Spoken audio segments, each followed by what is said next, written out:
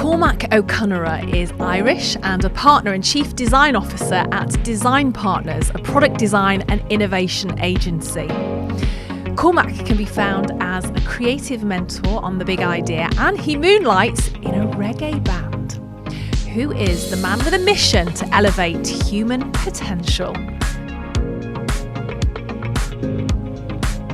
So Cormac, welcome to the Designerati podcast. Thanks for having me. Flown it in from Dublin today. I have, yeah. No, really excited to be here. We're so excited to have you, and you've worn green.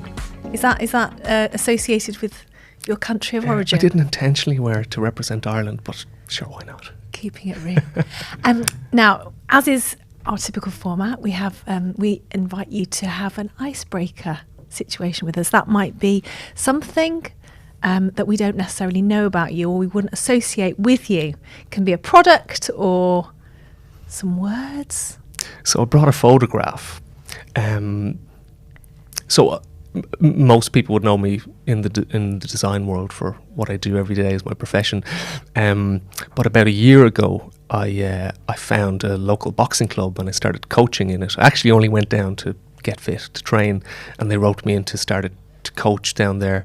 Incredible bunch of guys who are amazing coaches and really talented young boxing kids. So I really enjoyed going down. And then about 2 weeks ago, I found this old photograph, which is a certificate that I achieved. Sorry. Let me re-say that. So you're a boxing coach? So I'm a boxing coach. And this certificate here is from 22 years ago. And I completely forgot that I even did a boxing coaching course 22 years ago. But unbeknownst to me, that was maybe the beginning of mentorship for me. And today, even in design, a big part of my role is to try and get the best out of other people, to foster a culture of creative excellence. So yeah, that's what I brought. Isn't that fascinating? So Irish Amateur Boxing Association, this certificate was awarded to Cormac O'Conaire. O'Conaire. Excuse me. And I've written it phonetically, I apologise. Right. Having successfully completed a coaching course 25th of June 2000. Yeah, it's incredible. So boxing was a huge part of my life growing up. I competed at quite a high level when I was really young and I had amazing kind of coaches and mentors. One of the amazing things about boxing is when you win a national championships, you get on your national team and you end up traveling the world, which is amazing, you know, as a young kid to kind of see different cultures and travel the world. But boxing is this incredible sport that it's only you in the ring against your opponent. You can't, pass the ball to somebody else and take a breather. So it really teaches you about kind of motivation and self-discipline and high performance. But the only person who you do have in the ring is your coach. So at the end of each round, you've got 1 minute to recover and listen to your coach, whatever tactics they might have for you. So my dad was actually my coach initially, and he was a real tactician. I loved sitting down in the corner between rounds and just absorbing all of the tactics he might have for the next round. But there were some amazing coaches we also had on the Irish team. One of them was a guy called Paddy Hyland. It was a huge inspiration for me. He really instilled kind of this high performance mentality into me and the other boxers, but everything was fun. It was never this kind of, despite how intense you trained, we trained 4 times a day in training camps leading up to major championships. And so we've got this 1 minute between rounds. And there was another coach called Nicolas Cruz Hernandez, a Cuban coach. He was the head of the Irish team when I was in around 17, 18. And after one really bad round I sat back in the corner. And I was trying all of these complicated techniques that we'd been doing in the gym, and just nothing was working. I wasn't able to penetrate the guard of the opponent. So I sat down ready to listen to what Nicholas had to say. And he just said, "Usa la cabeza," use your head. So he didn't mean physically use your head, because otherwise I'd be disqualified. But what he meant was be present. Look at the opponent, analyse it, be present. Don't just try and do things that you learned from the past. Don't start planning. What's the word? Usa capella? Usa la cabeza. Use your head. Be present. Yeah. Focus on what is here right now. Exactly. And I think that's really great advice in the creative industry. In fact, that when you're trying to come up with incredible new ideas, you have to be present. You have to be in the moment to unleash the creativity and the skills that you've fostered. Isn't that fascinating? So you've actually taken transferable skills from an experience that you had enjoying yourself as fun as a kid, and you've actually taken some of those tangible skills and applied them into your work life as an adult. Yeah, and I think some of these happen naturally, but it was really interesting when I found that old coaching certificate. I had no recollection of even doing the coaching course, but it was clearly kind of a signal of maybe what was to come, because I love coaching in the local boxing club as well as in Design Partners where I work. I love trying to get the best out of the creative team, and we have a really incredible team there. Well, I hope that not just for me, but for anybody listening to this and actually watching this, that we can actually break the misconception to judge a book. Never judge a book by its cover, because for me, you are somebody that I met you downstairs and had a coffee with you. You bought chocolates with you. You just come off a flight from Dublin. You've trekked across London. You're so gentle. You're a good listener, and that is not what I associate with a boxer. I think thug, aggressive, like spontaneous. Well, forget spontaneous, aggressive. Yeah, You're thoughtful. I was probably a little bit of a misfit in everywhere I went. I didn't fit that kind of stereotype as a boxer, and even as a creative, I didn't fit the stereotype of being, this kind of maybe thoughtful, introverted. Everything is surrounded by creativity. I really love that things I can learn in sports or in music can kind of weave its way into what I do every day. Lovely. And how did you study industrial design at university? How did that come about? When I was in secondary school, I'd never even heard of industrial design. I didn't know what it was. And even when I started the course, I think it took me about 2 years to understand, that's what it is. I was very, very fortunate. I was quite academic, so I was good at engineering and science, but I was highly creative outside of school. How so?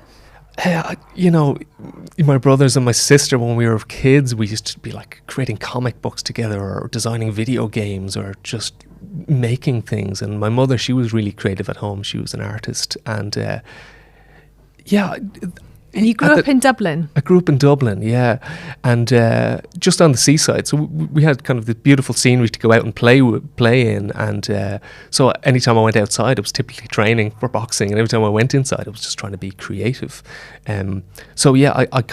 I remember having this conversation with the guidance counsellor in secondary school and thinking, maybe I'll go into engineering or maybe sports science. And she said, well, there is this one course called industrial design. And she went up and picked out this little leaflet and had picked out the leaflet and had industrial design on it. And I did some research. I went in to the university and spoke to the lecturers and some of the students in there. And they had this incredible studio just full of things that they were creating and making, and the lecturer really schooled me on what was required for the course. And even when I started the course, like I said, I thought it was more about invention, like you have to come up with just kind of a novel new thing. But really I learned that industrial design and I think design in general is about solving problems, and ideally highly complex problems that can bring meaning to people's lives or enhance their lives in some way. So I love it, and that's what I do every day in Design Partners. Was there any products that you designed during the course that you're particularly proud of, or maybe somebody else designed them and you thought, oh, that's interesting, I wish I'd thought about that? Well, my final year exhibition, so it was a 4-year course, and at the end of the course you put on an exhibition. The entire university puts on an exhibition for all of the different courses around, from fashion to jewellery to industrial design. And what I had designed for my degree exhibition was actually a connected device to do with boxing. So boxing is a very traditional sport. Isn't that interesting? You've taken a crumb from when you were a child, right, and then as an adult, and then you've brought it into your workplace. All the threads are being woven today. That's interesting, because I didn't even realize when I was selecting that photograph earlier that actually boxing has a thread through a lot of my design career. So it was, boxing is a very traditional sport. You punch leather bags, you skip with a leather rope, you punch with leather gloves, and that's about it. It's real about grit and determination. So I wanted to see, could connected technology help actually improve the training of it? Could you measure your reaction time or your punch speed and use it in a way that coaches or boxers could just improve their skill and agility? So all the time you're identifying a problem and you're seeking to find a solution. Right. Yeah. So what did you come up with? It was a device that attached to a boxing glove. and it had lights on it that would flash, and you would react when you saw that flashed light. And the sensors inside the device would then measure your punch speed and your reaction time and send that to an app. That's progressive. So yeah, this is pre. I've not seen that on the market. Pre-app stores. So yeah, it was quite future focused, and a lot of the work we do is At Design Partners. Yeah. So Design Partners is a product design and innovation agency. So you mentioned in the introduction, elevating human potential. That's kind of the mission of the company. What does that mean? So if you think about design as a means to solve problems, for us in Design Partners, we try and solve human problems typically. So we try and create future solutions that will enhance people's capability or their performance or their well-being. So whether you're a surgeon and we're designing a surgical device for you to make your job more efficient in saving lives, or whether you're a video gamer and you want a new gaming controller that makes you game better or faster or more enjoyment, or you're a craft maker and you just want to express yourself through a creativity, or a musician. So these are all, people get completely immersed in what they do in all of those disciplines, and we try and design products and services that just elevate the potential of those people. I've got this vision of an office where are you based? In Dublin? Just outside Dublin, in Bray. Outside Dublin. That if my mum walked into, she wouldn't have a clue about, I've not seen that product before. What are they doing over there? Is that the vibe? Is that what it's like? Yeah, our studio is futuristic. Yeah, our studio really is focused on the future. Typically, so we're an agency, so clients would come to us, and sometimes they come with a brief that says, we'd like you to design this kind of product next, that might launch in several years. So you're still looking into what the market's going to be in a few years and what people's lives are going to be like then. But oftentimes there are big questions on the future. What is the future of productivity, or what is the future of video gaming, or what's the future of connected healthcare? And our briefs start that open-ended. So we do a lot of research to really try and uncover problem areas, opportunities where we can create new products and services. I'm interested in this research. That's fascinating to me then. So one of the starting points of your process is always science-backed research. Yes. Yeah, we really believe that to design meaningful experiences, you have to understand human behavior. You have to understand, for us, the client's brands that we're designing for. And what we try and do is we try and weave a really strong story or a narrative that connects what our clients' brands stand for and what people really need in their lives. So, can you give an example of a brand that you're working on or have worked on? I'm not sure. So there's a lot of confidentiality around brands. So let me try and think of an example. I can give you an example of a product we designed. Maybe that might be a better way of doing it. Okay, so let me give you an example of a product we designed that's a piece of wearable technology. So today, wearable tech would be things like a smartwatch, something that you wear that's got electronics in it, that's got some smarts to it. So we mentioned research. So we were looking at the healthcare space, and one of the things that the team discovered was that arrhythmia, or irregular heartbeats, can be quite a significant problem for people. So in the US, something like 12 million people annually will suffer from atrial fibrillation, which is one of the most common types of arrhythmia, so irregular heartbeats. So they can be harmless or they can be life-threatening, but you'd never really know. And you think in this day and age there would be very consumer-friendly devices or technology that would be easily accessible and effortless to use to help us look after our hearts. I mean, is that not a pacemaker? There are pacemakers, but then you need invasive surgery to get a pacemaker inside of you. But imagine you were a little bit concerned about an irregular heartbeat, the battery that keeps you alive every day. Right now, what you'd have to do, and I went through this experience, is I had to go into a hospital, and they fitted a Holter monitor, which is the most common type of monitoring device that they put on you, typically for 24 hours or 48 hours. But they have to stick electrodes to your chest, and you've a load of wires coming down from there into a piece of technology, and that box you have to either wear under your clothes or shove it into your pocket, and it's quite cumbersome, and you're definitely very self-conscious wearing it. But for me, my irregular heartbeat was actually happening when I was training. So to replicate a training scenario, I had to train with this device attached to me, and I wasn't really able to replicate it. So when I was going into the clinician to look at the results, I didn't really have peace of mind that the irregularity or the pattern that I was trying to replicate was there for him to assess at the time. So that was my experience, but the team had been doing research in this space and identified kind of that this is an area that, what if we were to revolutionize the Holter monitor? What's the next step in that in terms of technology? So we started off by saying, well, what's the ideal experience? Imagine you just put on a t-shirt and it just monitored your heart. Wouldn't that be amazing? So we started to look into what technology could enable that.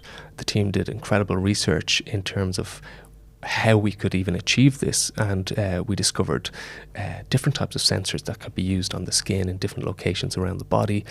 We discovered electronic ink, which you can print circuit boards onto fabrics. So instead of having wires and cables going to an electronics box, we were able to print it, which means you could wash your t-shirt.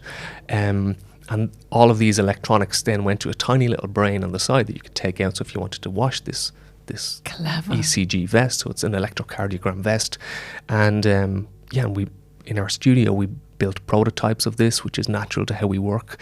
You build a prototype, it fails, you build a prototype, it works. Who's you in your test team? it. Who have you got as part of your team? Our team is incredible. So even on that project, we had people like Sara Urasini, who's from Italy. She leads our wearables lab, so designing wearable technology and smart garments. What's her background? Her background is in product design and fashion design. We have people like Glenn Griffiths, who's our innovation and sustainability consultant. He's also a master at really solving complex engineering problems. And we had Tara Keeley, for instance. He's a dedicated healthcare designer. So, for instance, those three alone kind That of, is a think tank you want to be part of. And even just 2 weeks ago, it was listed as Fast Company's world-changing ideas. So congratulations. Yeah, no, it was a really great achievement by the team, and it's everything we do is teamwork. Nothing's done in isolation. That's one of your mottos, isn't it? Yeah, better together. Better together. Yeah, because solving complex problems is not a solo endeavour. How did you cope with lockdown? I think we reacted really well initially to lockdown. As an agency, we thought we're never going to cope with working remotely. Even before lockdown, the idea of working remote was barely entertained. I heard on the grapevine there was a lot of VR that was used. There was, yeah. We use virtual reality. We're naturally really into technology, and that's something that's quite unique about our process. We kind of mix craft skills with advanced technology, and like I mentioned, we do a lot of prototyping. So we actually have 3 floors in our studio. One is our design studio, which is kind of an open plan studio where people collaborate together. And the other 2 floors are dedicated to prototyping. So we've a hand shop where people can sculpt forms and experiment with shapes if you're designing for the human body. We have a wearables lab. We have a healthcare testing facility. And we have a machine shop which has 3D printers and complex CNC machines to just churn out prototype and continue research and development to try and come up with new ideas. What would be your dream project? I love solving complex problems, so I think anything that is trying to solve something really complex for the future. Any particular sector or category? I've done a lot of work in the video gaming sector, so I have kind of a passion for video gaming and video game controls. So I've done a lot of work in that space. And oh my gosh, please, bane of my life. What really so complicated video controls, TV controls. Right.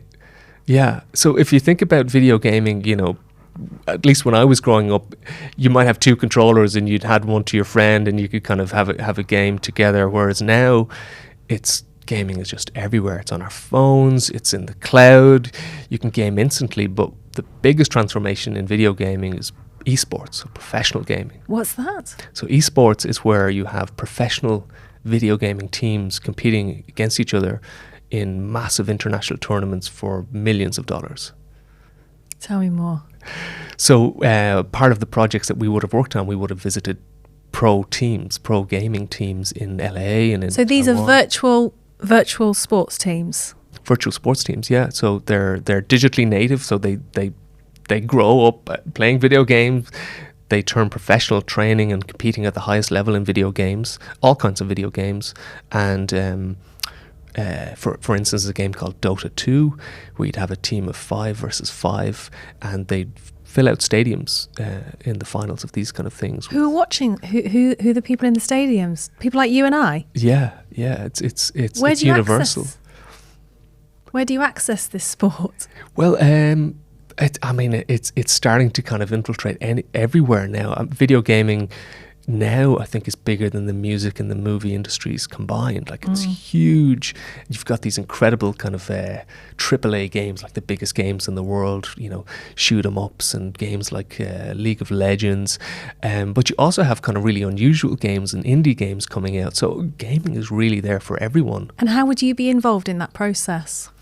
So if you think about these professional esports players, they're no longer kind of kids playing.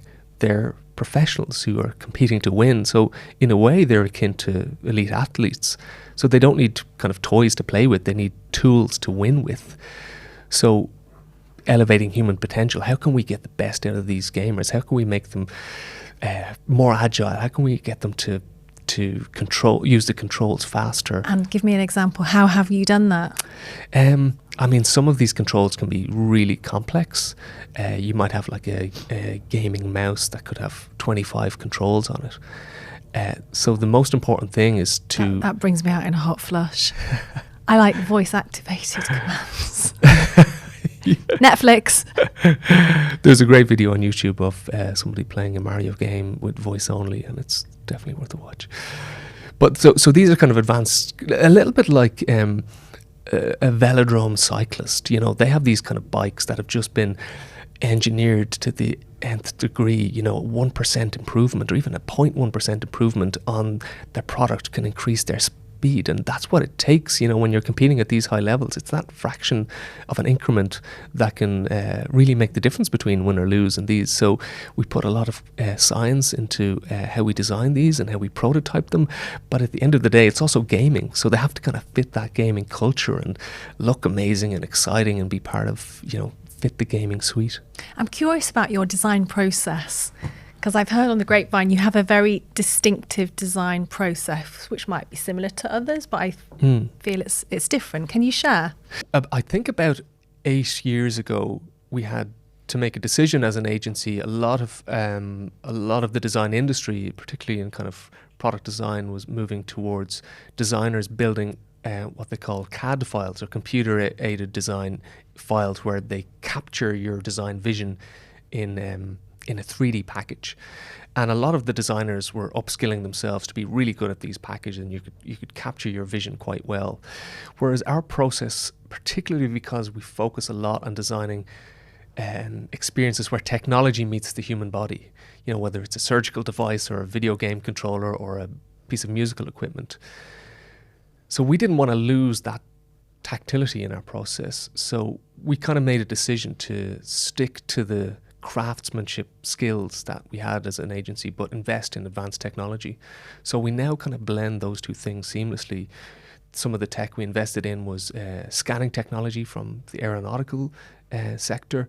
So if we were to sculpt a new gaming controller, it would literally be designers sculpting it by hand. So they'd be expert craftspeople sculpting these shapes and forms that would be instantly in your hand, so you can feel how comfortable they are and how optimized they are. And then we'd use this technology to scan them and bring them into the computer world. And then we've so much machinery now, from 3D printing to CNC machines to... CN what? CNC, it's computer numeric control, which basically means you can put a block of material in front of this machine and it'll carve out a shape from the computer file that you've given it. So then you leave it with a block and you come back with a perfectly formed prototype or design. Fascinating. So we build all of these prototypes in-house. We've got an incredible team in the workshop alone. Build models of development, housing developments. Yeah, so we could, yeah. So what we focus on a lot is not the final product of what it'll look like, but how can we build a prototype that we can create a new experience with, that we can learn from, so we can improve the experience that already exists, or make a big leap and create something new that people have never experienced before. What time frames do you put on your design process? It seems to be you've got research, you've got a lot of experiences involved, a lot of people in the process. This seems is it a lengthy process? No, we work at incredible speeds. I mean, research is probably the thing that, our clients want to invest the most time in, because once you find that nugget of gold in the research, when you find an opportunity to improve people's lives or find a problem you can solve, that's where the value is. And then you start this iterative process of prototype, test, fail, repeat. And that can be a matter of weeks before you make a breakthrough, or it could be a matter of months. Oftentimes we're designing things for the future, so we might spend a couple of months bringing the design to a point where we can really test it, and we might get a panel of users in then to test this experience so we can learn from that and build on. So a lot of it is down to the clients we work with, and we have incredible clients from all over the world, and a lot of our clients have design and engineering teams in-house as well, but we really partner with them because we're so collaborative and because we work so fast. I think they love working with us. There is a general assumption that design is subjective, and I know we've talked about the fact that there's a lot of research that goes on in your process. How do you deal with clients saying, no, just no? I really think that comes back to being better together. That idea of collaboration is not just within our team. Our clients don't just hand us a brief and let us off. Our clients are part of the mind share that can help make these really great breakthroughs on a project. In fact, we rely on them and bring them into our process. So it's not that we're creating this kind of ta-da moment, look what we've created, and have the client judge it.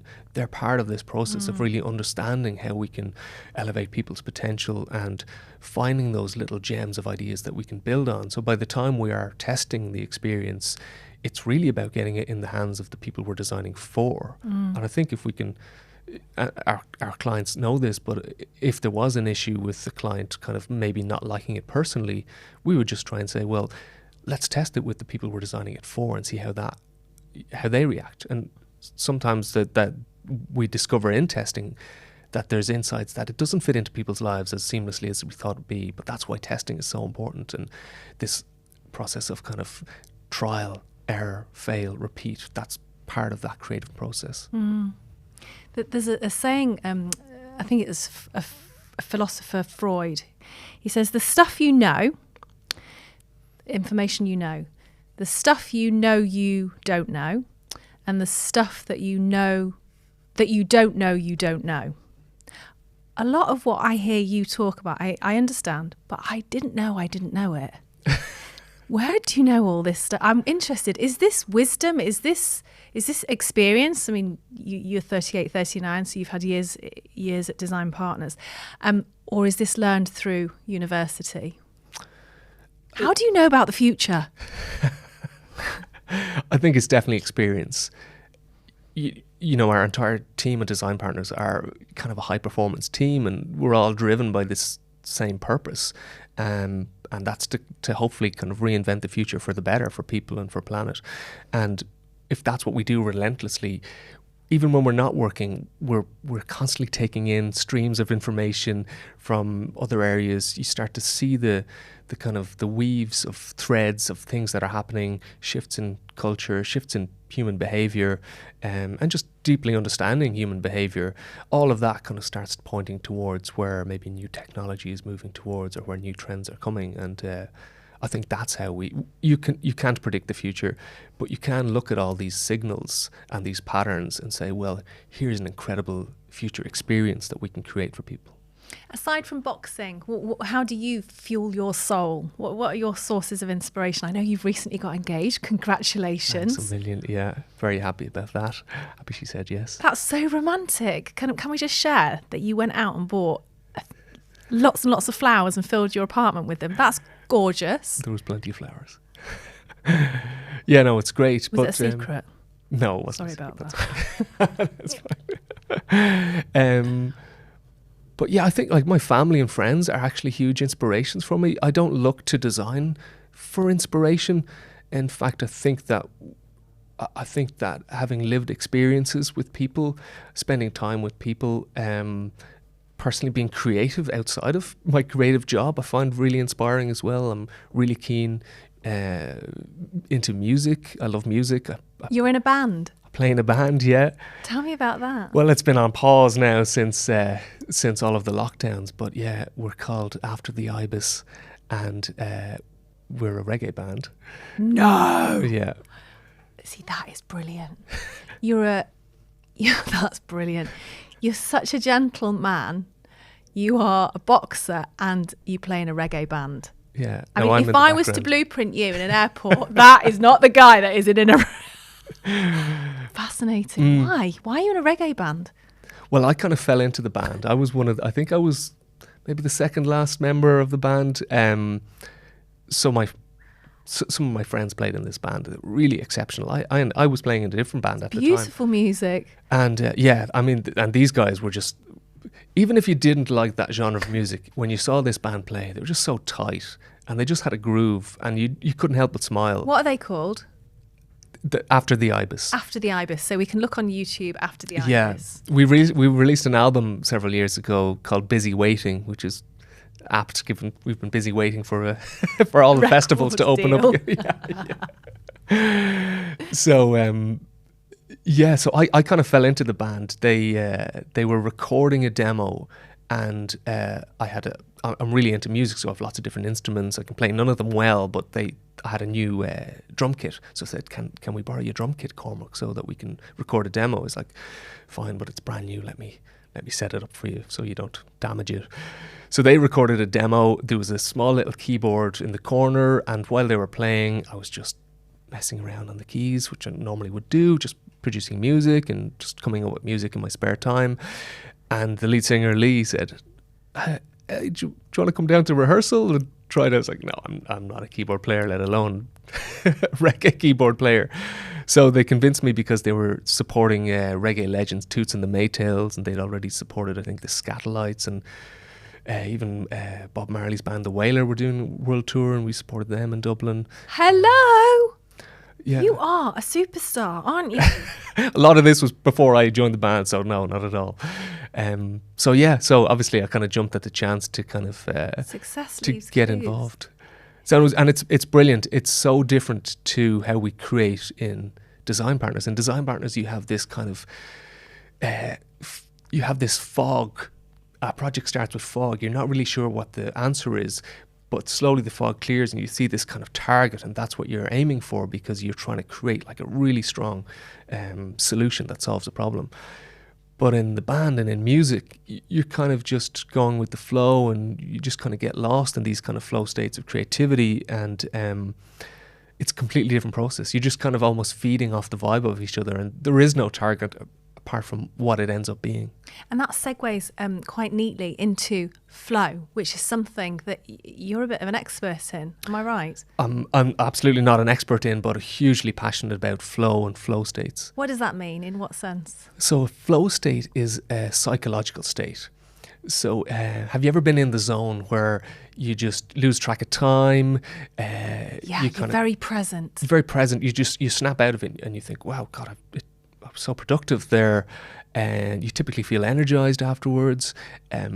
Like in a hypnotic state. In a hypnotic state, yeah. So this is a particular brain state, and there's been a lot of research into kind of neuroscience and what happens in the brain when you get into flow state. But what's amazing about it is a flow state is categorized as being highly productive, highly efficient, feeling energized, but there's a direct link between flow states and happiness. And I love that idea that, if we're trying to design meaningful products for people, why not try and design products that can maybe help people achieve flow states, but also for ourselves as a creative entity, could our own team somehow get into flow states more often? So we did a lot of research around that. It was kind of one of the research studies that we did and published around, can you design for flow states? Because flow is a state that happens in your brain. There was one of the guys we interviewed, Professor Arne Dietrich, and he coined this term transient hyperfrontality, which basically means transient means temporary, hypo means reduced, and frontality was your prefrontal cortex, so the frontal lobes of your brain. So the frontal lobes of your brain reduce temporarily. And what happens in those areas of your brain is that they're typically associated with long-term planning, complex decision-making, sense of self and sense of morality. So that kind of shuts down in a flow state. And you just get kind of lost in the moment, completely present, like you say, and time passes and you don't even notice because your prefrontal cortex And is that's shut when you're down. happiest. And that there's a really direct association with happiness and flow states. And there's the pioneer of flow is a professor called Mihei Csikszentmihalyi. I have to learn how to say his name. And he's done a lot of studies around creativity and happiness, and a lot of it is around this idea of flow. So we did a study called Flow X Design that we launched a few years ago, asking, can you design experiences or equipment that help people get into flow states? And the answer is yes. You don't need tools and equipment to get into flow. Anyone can achieve flow. how do you get into flow? There's one kind of central prerequisite for flow, and that's that you need a certain level of skill in what you're doing, and you have to balance that with a certain level of a challenge. So you could be a kid kicking a football against the wall. So it's skill versus challenge. Yeah, imagine a graph of kind of skill on one axis and challenge on the other. You're trying to find this balance between your skill level and your challenge level. So if your challenge level is too low, you'll be maybe bored. If it's too high, you might be frustrated or anxious. And even if you're kind of aware of flow and you're self-aware of the work you're doing, you say, why am I feeling anxious? Maybe the challenge is a bit too high. Maybe I need to pull someone in to help me with this and we can get into a flow state together. Or if you're feeling a bit, this is a bit menial, say, wait a minute, how can I actually challenge myself with this? Maybe I need to do it faster, or maybe I need to add a different level to what I'm doing to. And what I like about all the suggestions that you've come up with, they are available internally. They are personality traits, qualities that we each have within of us. Yeah. And that's why it's amazing. Anyone Not can Diet achieve flow. Coke. We're not getting into flow. You're using Diet Coke. We're not using alcohol. We're not using, I don't know, video games. However other people get into flow. Yeah. We're using personality qualities that we each have intrinsically within of ourselves. Yeah, and you can optimize for flow, and we're about to launch a bit of research around team flow. So our first study was around individual flow. So how do you get into flow states? And we interviewed experts around the world, from kind of musicians that tour the world, photographers, surgeons, and understand how do you get into flow state, and can we learn so that everyone can maybe Can you get into share flow one? state?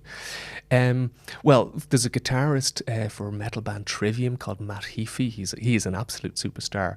We interviewed him, and he spoke about how he got into flow, and he speaks about how his mental preparation really helps him get into a flow state when he's gigging live on stage. And what he does is he meditates before he goes on stage to just be present, tries to clear that prefrontal cortex of the noise, of the self-consciousness, and that really helps him. And you can curate your own space to try and help you get into flow. So one of the enemies of flow states is distractions. So you could be in a flow state, someone could interrupt you, a notification. So a lot of us are working from home, so your video notifications, your emails, your phone, anything can kind of buzz. So actually, if you say, do you know what, I've got a couple of hours of creative work or productive work I want to do, I want to get into flow, shut down all your notifications. Right, I interviewed Oliver Heath, Okay. the biophilia expert, Yeah. the architect.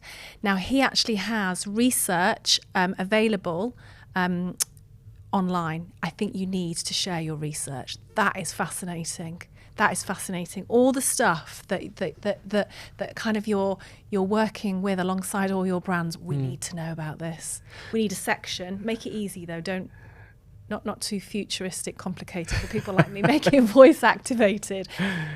Yeah, we're about to publish a study called Team Flow. I don't know when this podcast is going out, so it might be out already. But in the next couple of weeks, we're going to publish on all of our social media a report on Team Flow, and it's really to do with. And we can access that. Yeah, it's going to be free download. It's primarily focused around how over the last 2 years our work has changed. You know, people are working from home, virtual meetings. There's so many new distractions in our lives. What can we learn from this study so that people can just get into flow state? So we've got kind of 5 key insights there that will hopefully help people. Love that. What's the big idea then? You're a creative mentor.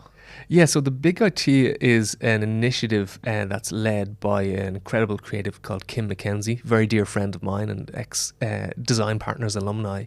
And she started this initiative called The Big Idea that's helping secondary level education complete creative programs. So go through the creative process, understand what it takes to solve complex problems and come with great solutions. it definitely resonated with me because Lovely. I didn't really understand what even industrial design was, or that it was an option for me. So when Kim asked me to be involved as a mentor, I jumped at the chance. So she's asking people initially around Ireland to kind of sign up. So creative professionals to sign up to be a mentor.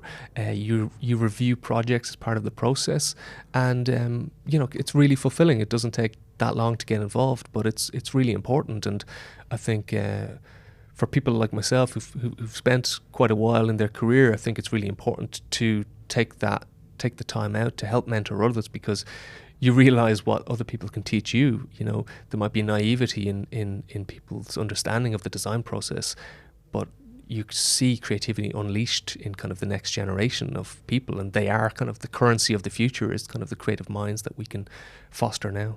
Lovely. What will be your legacy? My legacy, well, I'm hoping that the work I do in Design Partners, that we will be able to achieve elevating people's potential, because if we design something that can enhance someone's well-being or enhance their capabilities, whether you're a surgeon, a video gamer, or a musician, I really hope that kind of the work that we do as a team really touches people's lives in that way. Exciting. Somebody to watch. You are somebody to watch. Amazing. Now, if you have enjoyed today's podcast, please like and subscribe. I'm going to be here every Monday with more exciting guests challenging design perspectives. See you then.